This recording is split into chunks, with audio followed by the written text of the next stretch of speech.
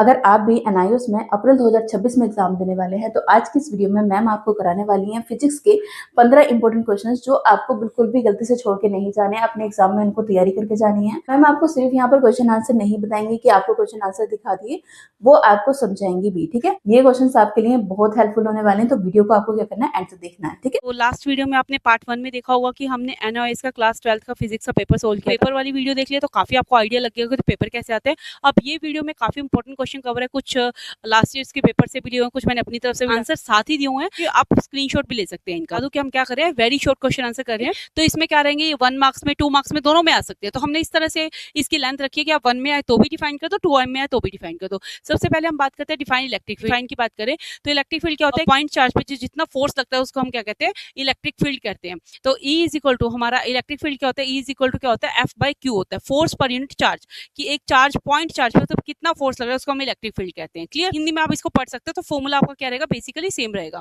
ठीक है, उसके बाद डिफाइन कैपेसिटी बात करूं तो कंडक्टर के अंदर जो चार्ज को स्टोर करने की जो एबिलिटी है, एक कंडक्टर कितना चार्ज अपने अंदर स्टोर कर सकता है उसको हम क्या कहते हैं, आपका कैपेसिटेंस कहते हैं। कैपेसिटेंस की वैल्यू क्या होती है, क्यू बाई में, क्या होता है चार्ज स्टोर, वी क्या हो गया पोटेंशियल डिफरेंस। नेक्स्ट क्वेश्चन पे बढ़ते हैं। आपका नेक्स्ट क्वेश्चन रहेगा क्वेश्चन नंबर 3। हिंदी मीडियम वाले साथ साथ देखते रहेंगे, इसके आंसर ही देख, फॉर्मुलाज में तो कोई डिफरेंस है ही नहीं। बात रहे अगर लैंग्वेज की तो लैंग्वेज आपके नीचे साथ साथ में लिखी हुई है। नेक्स्ट क्वेश्चन बात करते हैं रिफ्रैक्टिव इंडेक्स। रिफ्रैक्टिव इंडेक्स क्या होता है, लाइट की स्पीड वैक्यूम के अंदर जो कि कितने होते हैं, 3 × 10⁸ न्यू से रिप्रेजेंट करते हैं। Speed of light in A vacuum, vacuum के अंदर कितने होते हैं, 3 × 10⁸ मीटर पर सेकंड। और speed of A light in a medium, कि कोई भी आपने मीडियम लिया उसके अंदर जो जितनी स्पीड होगी, वीएम से लिख देती हूँ, मीडियम के अंदर जो भी लाइट की स्पीड रहेगी उसको हम क्या कहते हैं, speed of A light in a medium. तो ये आपका क्या हो जाएगा, न्यू यानी कि रिफ्रैक्टिव इंडेक्स। क्लियर। उसके बाद नेक्स्ट क्वेश्चन आता है हमारा डिफाइन करंट। करंट को तो हम 10th क्लास से पढ़ते हैं। करंट क्या होता है, charge per unit time. Current क्या होता है, इलेक्ट्रॉन्स के फ्लो को, इलेक्ट्रॉन्स कितना फ्लो करते हैं टाइम के अंदर, एक सेकंड अंदर कितने इलेक्ट्रॉन मेरे फ्लो करे तो हम उसका करंट निकाल सकते हैं। मतलब करंट की वैल्यू क्या होगी, बेसिकली समझो कि चार्ज पर यूनिट टाइम। मतलब अगर मैं 5 मिनट, अगर मेरे को करंट निकालना है, अगर मेरे को कह दिया जाए कि चार्ज की वैल्यू कितनी है 10 कूलम और टाइम कितना दे रखा है 5 सेकंड या 10 सेकंड, तो दोनों को डिवाइड करके यहाँ से आई की वैल्यू आ जाएगी। मेनली हमने किस पे फोकस करना है, डेफिनेशन पे नहीं, फॉर्मुलाज के फोकस करना है। तो आई इज इक्वल टू क्या आ जाएगा, क्यू बाई टी। क्लियर। अब उसके बाद नेक्स्ट क्वेश्चन की बात करते हैं। नेक्स्ट क्वेश्चन आपका define radio activity. Radio activity क्या होती है, रेडियो एक्टिविटी वो आपने सुना होगा ना, एमिशन होता रहता है इलेक्ट्रॉन्स का, प्रोटॉन्स का, गामा पार्टिकल्स का जो एमिशन होता है वही आपकी रेडियो एक्टिविटी होती है। राइट। क्वेश्चन नंबर 5 में देखिए, radioactive is the spontaneous emission of radiation from unstable nucleus. Unstable nucleus जिसके अंदर से अल्फा, गामा, बीटा इस तरह के पार्टिकल निकलते हैं ना, वो अनस्टेबल न्यूक्लियस होता है। अनस्टेबल न्यूक्लियस के अंदर जो कॉन्टिन्यूसली पार्टिकल्स का जो एमिशन होता है उसको हम क्या कहते हैं, रेडियो एक्टिविटी कहते हैं। राइट। उसके बाद नेक्स्ट क्वेश्चन की तरफ बढ़ते हैं। नेक्स्ट क्वेश्चन क्या है हमारा, डिफाइन वेवलेंथ। वेवलेंथ को कैसे डिफाइन करते हो, वेवलेंथ होती है आपकी एक क्रस्ट और ट्रफ, इन दोनों के बीच दो कॉन्सिक्यूटिव क्रस्ट और ट्रफ के जो डिफरेंस होता है ना उसको हम वेवलेंथ कहते हैं। ज्यादा कॉम्प्लिकेटेड होने की जरूरत नहीं है, सिंपल सी बात है। ये एक आपकी वेव कंसीडर कर लेते हैं। मान लीजिए आपकी ये क्या है, ये एक वेव है, इस तरह से वेव होती है आपकी, यहाँ से स्टार्ट हुई इस तरह से, एक पॉजिटिव नेगेटिव इस तरह से आपकी वेव चलती है। ये पॉजिटिव साइकिल है, नेगेटिव साइकिल है। एक पूरी वेव की, पूरी वेव क्या होती है, जिसमें एक पॉजिटिव साइकिल है, एक नेगेटिव साइकिल है। इस पूरी वेव की जो लेंथ होगी उसको हम क्या कहेंगे, वेवलेंथ। अब ये वेवलेंथ यहाँ से भी हो सकती है, मतलब आप इस वेवलेंथ को ऐसे भी कर सकते हो। ये आपका नेगेटिव साइकिल आ गया, ये आपका पॉजिटिव साइकिल आ गया, तो ये भी एक कंप्लीट वेवलेंथ हो जाएगी। यहाँ से यहाँ तक की लेंथ ले लो, यहाँ से यहाँ तक की लेंथ ले लो, तो इसको हम क्या कहते हैं, वेवलेंथ। वेवलेंथ को किससे यूज किया जाता है, आपका वेवलेंथ को किस में मेजर करते हो, मीटर के अंदर मेजर करते हो, क्योंकि है तो क्या ये एक तरह की लेंथ, लेंथ यानी डिस्टेंस है, तो डिस्टेंस को हम किस में मेजर करते हैं, मीटर के अंदर मेजर करते हैं। क्लियर। हिंदी में इसको तरंग दैर्घ्य कहते हैं ना, सबको थोड़ा थोड़ा समझ आ रहा होगा, साथ साथ हिंदी लिखी हुई स्क्रीनशॉट लेते रहोगे, इजी समझ पाओगे। उसके बाद नेक्स्ट क्वेश्चन है, what right the formula of friction. Friction का फॉर्मूला निकालना है। क्वेश्चन पेपर में शायद इसकी डेफिनेशन थी, साथ में फॉर्मूला भी था, स्टैटिक फ्रिक्शन के बारे में बताया हुआ था। तो आपको फॉर्मूला, अगर बच्चों ने वीडियो देखी तो आपको पता ही होगा फ्रिक्शन क्या होता है, F इज इक्वल टू आपका एप्सिलॉन इंटू में एन। एन हिंदी में क्या कहते हैं, अभिलंब बल मल्टीप्लाई में गुणांक, इसको हम क्या कहते हैं, आपका फ्रिक्शन कहते हैं। फ्रिक्शन यानी कि घर्षण कहते हैं। क्लियर। उसके बाद नेक्स्ट फॉर्मूलाज पे मेन फोकस करो। फॉर्मूलाज आपको हर किसी के मुझवा नहीं रटे होने चाहिए, काफी चीजें तो फॉर्मूलाज से ही सोल्व हो जाएगी, सीधा न्यूमेरिकल एक एक नंबर के फॉर्मूलाज से सोल्व होते जाएंगे। उसके बाद देखो फोटोन मोमेंटम का आपको क्या करना है, फिर फॉर्मूला आ गया। फॉर्मूला क्या होता है, P is equal to HV by में C। ये मैंने आपको बताया हुआ ना एनर्जी इक्वेशन से कैसे निकालते हैं, उसी इक्वेशन से इसको सोल्व किया गया है। तो आप सीधा फॉर्मूला याद रखो कि प्रोटोन का संवेग यानी प्रोटोन का मोमेंटम क्या होता है, P is equal to HV by में C। H आपका प्लैंक कांस्टेंट हो गया, V आपकी वेलोसिटी हो गई, C क्या हो गया, स्पीड ऑफ लाइट जो कि फिक्स रहती है, वो कितनी रहती है, 3 × 10⁸ मीटर पर सेकंड। क्लियर। तो ये आप इस तरह से इसको याद रख लोगे। मीटर पर सेकंड नहीं आएगा क्योंकि डिवाइड में कर दिया मैंने, है ना। तो मीटर बाय सेकंड लिख सकते हो या फिर मीटर के ऊपर माइनस, सेकंड के ऊपर माइनस का साइन लगा सकते हो। उसके बाद अगर मैं नेक्स्ट क्वेश्चन की बात करूं, नेक्स्ट क्वेश्चन हमारा क्या कहते हैं, अगर मैं नेक्स्ट क्वेश्चन की बात करूं, रेक्टिफायर डायग्राम। रेक्टिफायर कौन कौन से होते हैं, full wave, half wave, long question में भी आएगा तो वहां पे हम देख लेंगे। रेक्टिफायर का काम क्या होता है, ये कन्वर्ट करता है आपकी ईसी को डीसी में कन्वर्ट करता है, एसी को आपका डीसी में कन्वर्ट करने का काम कौन करता है, रेक्टिफायर करता है। क्लियर। तो रेक्टिफायर के अगर बारे में पूछा जाए तो क्या काम करता है, एसी को, आपकी अल्टरनेटिव वोल्टेज को डीसी में कन्वर्ट करता है। किसके लिए, कैसे करेगा, अपने आप ही कर देगा, नहीं नहीं, डायोड का यूज करके करना है। वहां पे आप full wave rectifier, half wave rectifier, कैसे इसके रिजल्ट आते हैं वो हम लॉन्ग क्वेश्चन में पढ़ेंगे, तो इतने यहाँ पे इसको ज्यादा एक्सप्लेन नहीं करते हैं। उसके बाद नेक्स्ट क्वेश्चन क्या है, स्टेट द वेव इक्वेशन। भाई ये बहुत इंपॉर्टेंट है, मार्क कर लो, very very important. Wave equation पे आपका डेफिनेशन नहीं आएगी पर इसका फॉर्मूला जरूर पूछेंगे, right. And explain the relation between the velocity, frequency and wavelength. वही आ गया, मैं इसी की बात करती, वेव इक्वेशन। बहुत इस पेपर न्यूमेरिकल पूछे जाते हैं, बहुत न्यूमेरिकल अगर आप पेपर सोल्व किया तो उसमें भी इसका एक आधा कोई न्यूमेरिकल आ ही जाता है। क्या इक्वेशन है, कुछ नहीं है, सिंपल। वी वेलोसिटी किसके इक्वल होती है, एफ इंटू में लैम्बडा, एफ इंटू में लैम्बडा। अगर मैं एफ की बात करूँ, एफ क्या है आपकी फ्रीक्वेंसी, फ्रीक्वेंसी किसके इक्वल होती है, 1 बाय टाइम पीरियड। अब हो सकता है आपको फ्रीक्वेंसी ना देके, हो सकता है आपको फ्रीक्वेंसी ना देके टाइम पीरियड दिया हो, तो वहां पे क्या कर देना, v is equal to 1 by time period multiply lambda कर देना। क्लियर, सिंपल, ठीक है। तो ये आपको फॉर्मूलाज याद रखने पड़ेंगे, इसमें हम कुछ नहीं कर सकते, इसीलिए आपको फॉर्मूलाज मैंने ज्यादा रखे ताकि फॉर्मूलाज बेस ही आपका न्यूमेरिकल सोल्व होता रहे। क्लियर। तो देखो v क्या होगी, वेलोसिटी। अगर मैं हिंदी में बात करूं, वेग। फ्रीक्वेंसी क्या होगी आपकी, f। वेवलेंथ क्या होगी आपका, लैम्बडा। तो इस तरह से आप इसको सोल्व कर सकते हो। हिंदी मीडियम वाले बच्चे बिल्कुल भी मत घबराइए ना, आपका सारा आंसर हिंदी में साथ साथ लिखा हुआ है। देखो तरंग का ये आपका समीकरण क्या है, v is equal to F into में लैम्बडा। v क्या होगा आपका, वेग हो जाएगा, f क्या होता है, आवर्ती हो जाती है आपकी, और लैम्बडा आपका क्या होता है, तरंग धैर्य। लैम्बडा आपका क्या होता है, तरंग धैर्य। क्लियर हुआ। आगे क्या करें, right the condition for interference, condition for and intensity ratio. Interference और आपको इंटरफेरेंस और इंटेंसिटी रेशियो का आपको फॉर्मूला बताना है। अगर आपने पेपर को ध्यान से सुना हो तो हमने एक न्यूमेरिकल किया था इसके अंदर, उसने रेशियो पूछा हुआ था। क्या रेशियो था, I1 plus I2 is equal to क्या था, A1 प्लस A2 का स्केयर किया था मैक्सिमम के लिए, और A1 माइनस A2 किया था आपने मिनिमम के लिए। इस तरह से आपने उसको सोल्व किया था ना, वही बस इसमें फॉर्मूला बताया हुआ है। I1 रेशियो I2 क्या होता है, अगर मैक्सिमम की बात करें A1 प्लस A2 यानी एम्पलीट्यूड को प्लस कर दो, और अगर आप मिनिमम इंटेंसिटी की बात करेंगे तो दोनों एम्पलीट्यूड को माइनस कर दो। क्लियर। ये रहा, इन दोनों के कहता है इंटेंसिटी। कंस्ट्रक्टिव इंटरफेरेंस क्या होते हैं, जब आपका पार्ट डिफरेंस क्या होता है, कंस्ट्रक्टिव इंटरफेरेंस आएगा कब, क्या कंडीशन है, जब path difference n by lambda हो, सॉरी n इंटू में लैम्बडा हो, क्या हो, n मल्टीप्लाई लैम्बडा हो। अब मैक्सिमम इंटेंसिटी कब बनेगी, मिनिमम इंटेंसिटी कब बनेगी, मैक्सिमम इंटेंसिटी कब बनेगी, जब दोनों एम्पलीट्यूड को प्लस कर दो। मान लो ये वेव है, अगर इसका ये एक एम्पलीट्यूड है, ये दूसरा एम्पलीट्यूड है, तो मैक्सिमम कब होगा, तो दोनों को प्लस कर देंगे। मिनिमम कब होगा, जैसे इस एम्पलीट्यूड में से इसमें माइनस कर देंगे। क्लियर। तो आपका क्या होगा, मैक्सिमम इंटेंसिटी के लिए हम क्या कर देंगे, इसके अंदर मैक्सिमम इंटेंसिटी के लिए दोनों को प्लस कर देंगे, और मिनिमम के लिए दोनों को माइनस कर देंगे, और जो आपसे पूछा उसका निकाल लो। अगर रेशो पूछा है तो दोनों को डिवाइड कर दो, I maximum bye I minimum, ये प्लस प्लस आई मैक्सिमम ये रहा, आई मिनिमम ये रहा, दोनों को डिवाइड करके आंसर निकाल लो। सिंपल, बिल्कुल सिंपल था ये। ठीक है, नेक्स्ट क्वेश्चन की तरफ बढ़ते हैं। नेक्स्ट क्वेश्चन हमारा क्या कहते हैं, draw and explain the VI graph of the Ohm's law. ये आपने छोटी क्लास में भी पढ़ा हुआ है, आपको वीआई ग्राफ बनाना है, यानी कि आपको ओम्स लॉ बताना है। ओम्स लॉ आपको पता ही होगा, ओम्स लॉ कहता है क्या है हमारा, ओम्स लॉ कहता है according to Ohm's law V directly proportional to क्या होता है, आई के। वी हमारा क्या होता है, आई के डायरेक्टली प्रोपोर्शनल होता है। कैसे डायरेक्टली प्रोपोर्शनल है, देखो वी है आपका, v है आपका डायरेक्टली प्रोपोर्शनल i के, तो यहाँ पे डायरेक्टली प्रोपोर्शन का साइन हटा देते हो, मतलब इक्वल टू ले आओ, तो हमारा किसके इक्वल आ जाएगा, ये डायरेक्टली प्रोपोर्शन किसके इक्वल होता है, हमारा r के। तो अगर मैं फॉर्मूले की बात करूं, अगर मैं फॉर्मूलाज की बात करूं तो फॉर्मूला मेरा क्या आ जाएगा यहाँ पे निकल के, v is equal to I into में r। r यहाँ पे क्या है, रेजिस्टेंस। r क्या है, रेजिस्टेंस, जो करंट को रोक लगाता है। v हमारा क्या आ जाएगा, वोल्टेज। i हमारा क्या हो जाएगा, करंट।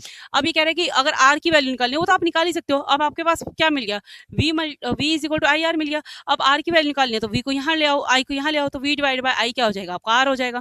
ठीक है। तो अब ये कहता है ग्राफ के बारे में अगर बताएं तो ग्राफ तो एक नंबर में प्लॉट नहीं करना, तो हमने सीधा बताने हैं कि ग्राफ की अगर मैं बात करूं, तो अगर मैं नॉन ओमिक कंडक्टर की बात करूं, जो ओम्स लॉ को फॉलो नहीं करते, उनका ग्राफ कैसा आ जाएगा, लीनियर ग्राफ आ जाएगा। उनका ग्राफ कैसा आएगा, लीनियर ग्राफ आ जाएगा। और अगर वोल्टेज और करंट के बीच में अगर आप ग्राफ प्लॉट करोगे तो आपका ग्राफ कैसा आ जाएगा, स्ट्रेट लाइन आ जाएगा। कैसा है, straight line passing through the origin, मतलब इस तरह से स्ट्रेट लाइन आपकी क्या करेगी, पास करेगी ओरिजिन के अंदर से।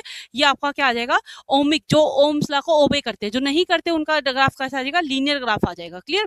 उसके बाद ये थे आपके 1 मार्क्स में कर लो, 2 मार्क्स में कर लो, इस तरह के शॉर्ट क्वेश्चन, मतलब 1 में 2 में किसी में भी आए तो आप डिफाइन कर सकते हो। नेक्स्ट आ गया आपके 3 मार्क्स के क्वेश्चन। 3 मार्क्स के क्वेश्चन यानी कि इसमें आपको कोई डेफिनेशन दे देगा, एक आधा फॉर्मूला पूछ लेगा, इस तरह के क्वेश्चन रहेंगे। सबसे पहले क्वेश्चन नंबर 13 की बात करूँ, अभी तक हमने 12 क्वेश्चन कर लिए। 13 क्वेश्चन की अगर मैं बात करती हूँ तो क्या कहता है, explain state and explain the first law of thermodynamics. बहुत अच्छे से याद होगा, जब हम पेपर सोल्व कर रहे थे तो मैंने वहां पे भी आपको फर्स्ट लॉ की डेफिनेशन बताई थी। First law conservation of energy पे डिपेंड करता है, जैसे कि ना तो एनर्जी को बनाया जा सकता है, ना क्रिएट किया जा सकता है, सिर्फ एक फॉर्म से दूसरे फॉर्म क्या कर सकते हैं, चेंज कर सकते हैं। तो वही हमारा फर्स्ट लॉ कहता था। अब the first law of thermodynamics state that the heat supply to a system is used in increasing its internal energy and doing external work। First law of thermodynamics क्या कहते हैं कि जब हम किसी भी सिस्टम को हीट देते हैं, बाहर से टेम्परेचर दे रहे हैं, हीट अप्लाई करते हैं, तो वो उसकी इंटरनल एनर्जी को भी इंक्रीज करेगा। उस इंटरनल एनर्जी से हम क्या कर पाएंगे, वर्क कर पाएंगे। तो क्या इसके अंदर ध्यान रखना है, देखो फर्स्ट लॉ तो आपको पूरा डेफिनेशन भी लर्न रखनी है, और अगर इसमें से कोई आपको फिलिंग द ब्लैंक्स ऐसा कुछ आया था तो वो भी लर्न रखना है। फॉर्मूला बहुत अच्छे से लर्न रखना, फॉर्मूले में कोई गलती नहीं होनी चाहिए। डेल्टा क्यू क्या क्या है, चेंज इन हीट, क्या है, हीट सप्लाइड या change in heat. Delta U change in internal energy, heat दोगे तो भाई इसने अभी कहा कि इंटरनल एनर्जी क्या हो जाएगी आपकी, इंक्रीज, तो चेंज इन इंटरनल एनर्जी होगी, साथ में क्या करेगा, कुछ वर्क होगा, तो ये हमारा क्या बन जाएगा, first law of thermodynamics. Delta Q is equal to delta U plus में डब्ल्यू। डब्ल्यू क्या है यहाँ पे आपका, वर्क डन, कितना वर्क डन हुआ है, ठीक है। अब एग्जांपल इसने दिया, during expansion of a gas heat increases internal energy, और आपका क्या कहता है, वर्क देखने को आपको मिलता है। कहता है जैसे जैसे हमारा एक्सपेंशन का फिनोमेना होता है, अच्छे से पढ़ा हुआ है हमने, हीट इंक्रीज होगी, जिस हीट देने से इंटरनल एनर्जी इंक्रीज होगी, जिससे हम कुछ ना कुछ वर्क कर पाएंगे। क्लियर, इस तरह का क्वेश्चन रहेगा। ये आपका 3 मार्क्स में पूछ लेगा, तो देखो डेफिनेशन आ गई, फॉर्मूला आ गया, एग्जाम्पल आ गया, 3 मार्क्स का कवर हो गया। इस तरह से आपको आंसर लिखना है, क्योंकि ये वो नहीं है आपका क्या, हिस्ट्री नहीं है, जितना लंबा उतना आपका मार्क्स नहीं। 1 मार्क्स की डेफिनेशन, 1 मार्क्स का फॉर्मूला, 1 मार्क्स में आपने क्या कर दिया, इसका एग्जांपल एक्सप्लेन कर दिया। तो इस तरह से आपको क्वेश्चन को अटेम्प्ट करना है। नेक्स्ट क्या आ गया, अभी पढ़ के गया ओम्स लॉ आ गया, अभी पढ़ के गया, बहुत इंपॉर्टेंट है।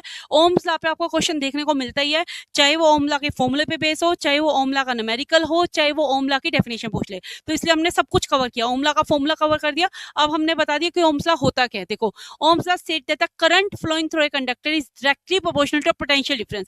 अब आप कहोगे मैम याद नहीं रहती डेफिनेशन, अभी टाइम भी नहीं है इतना डेफिनेशन को लर्न करे। किसने कहा डेफिनेशन लर्न ही मत करो, क्या कह रहा है, देखो वही फॉर्मूला को डेफिनेशन में कन्वर्ट कर दिया। Current flowing through a conductor directly proportional to potential difference, यानी कि आई और वी का डायरेक्टली प्रोपोर्शनल की बात कर रहा है। तो वही क्या है, अब वैसे तो हम क्या कहते हैं, V directly proportional to I, right, पर अब इसमें आप क्या करते हो, current directly proportional to potential difference, सिर्फ फॉर्मूले डेफिनेशन को लर्न करने के लिए, ठीक है। अब यहाँ पे टेम्परेचर क्या रहेगा, कांस्टेंट रहेगा, राइट। तो करंट और पोटेंशियल डिफरेंस का डायरेक्टली प्रोपोर्शन, यानी जितना करंट इंक्रीज करोगे उतना पोटेंशियल डिफरेंस इंक्रीज, जितना करंट डिक्रीज कर दोगे उतना पोटेंशियल डिफरेंस डिक्रीज हो जाएगा। और अभी बताया था डायरेक्टली प्रोपोर्शन को सिंबल को हटाओगे तो यहाँ पे कांस्टेंट टर्म बचेगी आर, जिसको हम क्या कहते हैं, रेजिस्टेंस, जो क्या करते हैं, करंट को फ्लो करने से, करंट को बहने से, ये ऐसा होता है करंट को बहने से रोक लगाता है, मतलब करंट का दुश्मन है ये, जहां रेजिस्टेंस लगा होगा वहां पे करंट ये पास नहीं करने देगा। क्लियर, अब आप कैसे करोगे मैम, 3 नंबर में हो जाएगा, ये बिल्कुल हो जाएगा। डेफिनेशन लिखो, इसका फॉर्मूला लिखो और फॉर्मूलाज की टर्म्स को एक्सप्लेन करो, ठीक है। वी देखो इसमें V is equal to I R हो जाएगा, आर प्रतिरोध होता है हिंदी में। तो अब आप ये भी बता सकते हो मैथमेटिकली ये इसके इक्वल होता है, it shows linear relation between, linear equation है किस किस के बीच में, वोल्टेज और करंट के बीच में, सिंपल। आर के बीच में नहीं, आर तो सिर्फ कॉन्स्टेंट टर्म आया है यहाँ पे। आगे क्या कहता है, टोटल इंटरनल रिफ्लेक्शन, हमने रिफ्लेक्शन पढ़ा, हमने रिफ्रैक्शन पढ़ा, उसके बाद हमने एक बहुत इंपॉर्टेंट फिनोमेना पढ़ा है रिफ्रैक्शन के अंदर, टोटल इंटरनल रिफ्लेक्शन। मैं very very very important question, total internal reflection पूछा जाता है, नहीं तो इसका कुछ ना कुछ मिलता जुलता पूछ लेंगे। क्या कहता है, total internal reflection occurs when the light from a denser medium to rare medium and angle of incident exceed the critical angle, exceed the critical angle. इसमें आपको याद हो तो मैंने आपको वो बताया था कि अगर आप कहीं दूर बस में ट्रेवल कर रहे हैं तो आपको कहीं बहुत दूर, मतलब आधा किलोमीटर दूर आपको लगेगा कि पानी है, जब आप वहां जाके देखते तो पानी दिखता ही नहीं है।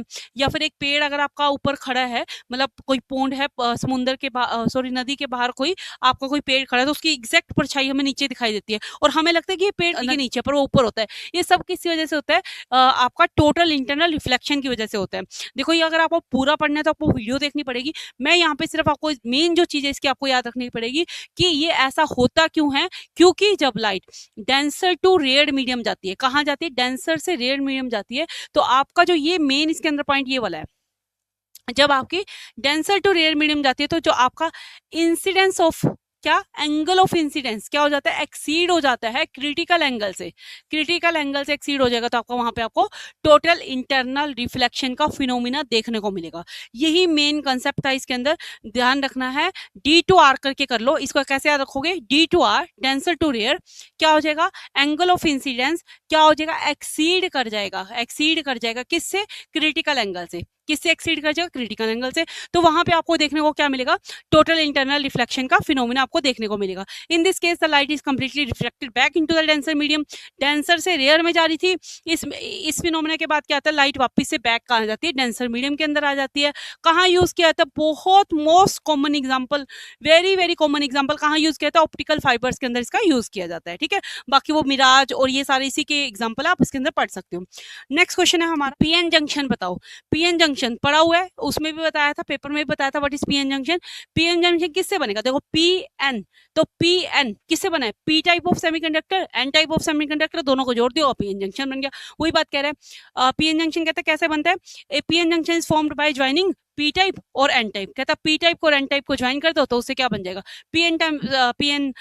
पी और एन टाइप सेमीकंडक्टर बन जाएगा, यानी कि पीएन जंक्शन बन जाएगा।